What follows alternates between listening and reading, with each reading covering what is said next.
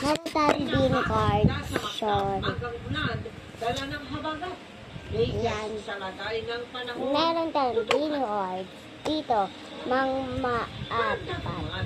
Nirekomenda ng Justice Department na isampang laban kina Sheila Go at Cassandra Leong. Yan.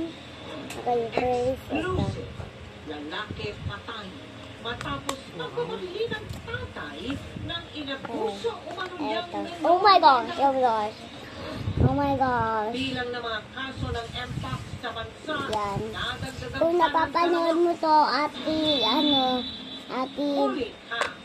MMDA Ate. enforcer. Sumampa sa hood ng sasakyan. Pigilang tumakas ang isang motorista.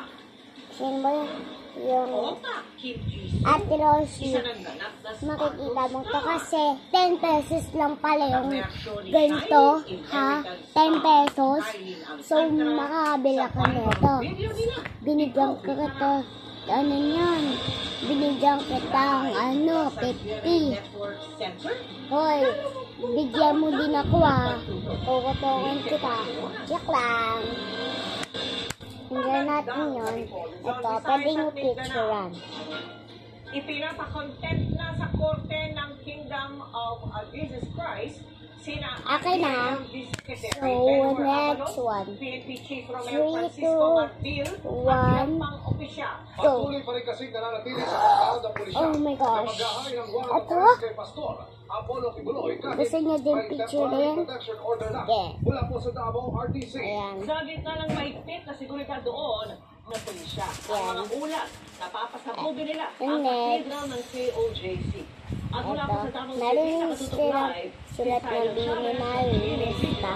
Yan. So, in 3, 2, 1, go. Oh my gosh. Ang shiny ng buhok ni Nico at ni Maloy. Lahat sila. Ang ganda. Ang ganda nila. So, next one.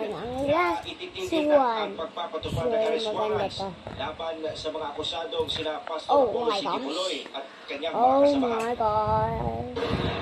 Pwede yung picturean. Tapos ito.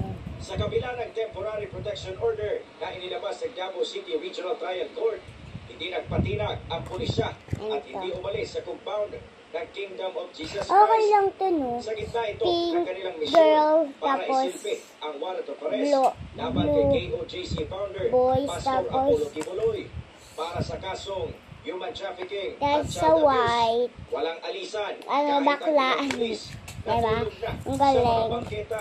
So Ayon sa guys, KOJC, bibili pa tayo ng pagka-alas 7 ng ganitong umaga hanggang marami. alas 9, Si Ate Rosie, bigyan mo naman ako dyan.